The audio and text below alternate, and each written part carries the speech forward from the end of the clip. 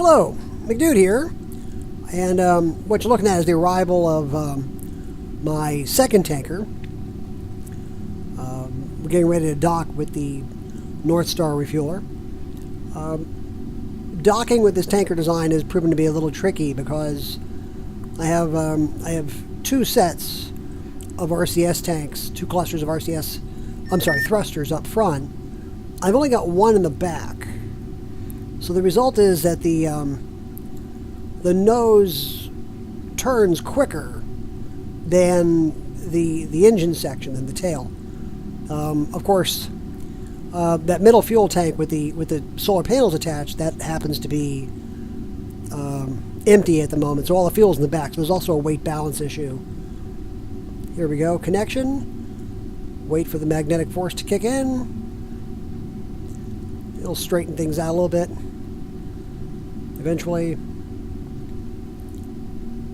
and bam.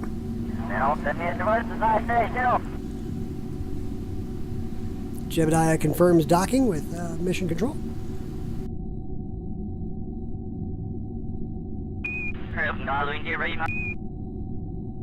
You'll notice these two tankers are just a little bit different from each other. I'm still experimenting with tanker designs.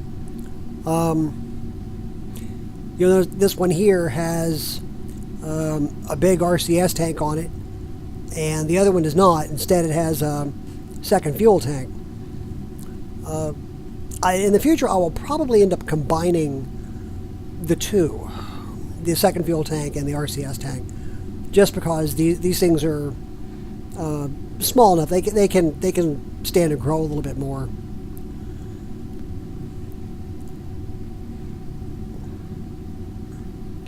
But the tankers, I just put skipper engines on them because it was a lot easier to get them up, make sure that they had the thrust to get up to where they need to go.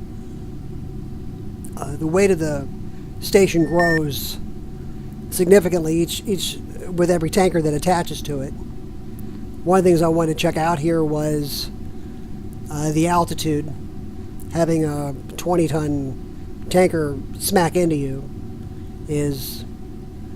What the hell's going on with my lights? Of course, you've got to... Ah, crap. It's just...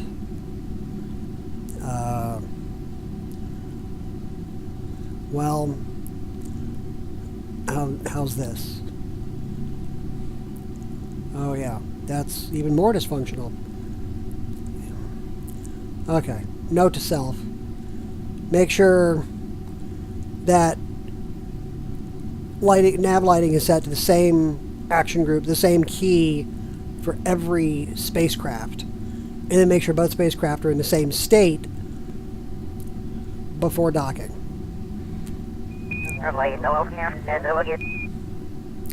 Of course, one of the maintenance things I have to do after docking is I have to shut down the engine, because when you transfer fuel, you press Alt and click, which I'm not accustomed to doing, to that.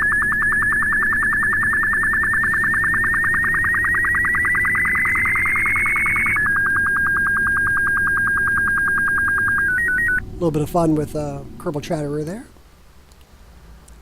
Springing forward, we've brought a third tanker up, and I've fixed the lighting so that everything lights up at the same time.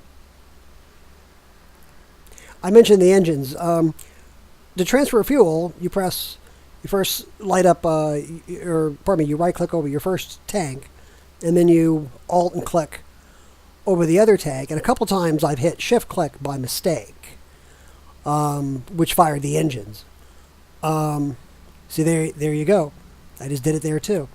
But fortunately this time I had all the engines shut down so I don't accidentally move the space station. Because when you get 4 skippers firing up, it's brilliant, but it's messy.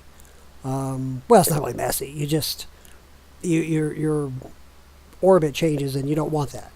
So anyway, I shut down all the engines after docking. But here, and I've accelerated the video about 4 times again. Fuel operations get a little mundane because there's so many tanks to check out. I stick mostly with the imperial lighting because I found that nav lighting didn't work very well. The red and green lights are too close together, and so as the tanker gets closer, I can't even see them. And besides, they don't illuminate the port at all. And of course, like a dope, I didn't put any lights to illuminate the port, which I should have. So I messed that one up too. But anyway, you live and learn. As operations continue, I'll get better at it. If you enjoyed this video, it's a video. If you enjoyed this video, please press that like button and subscribe.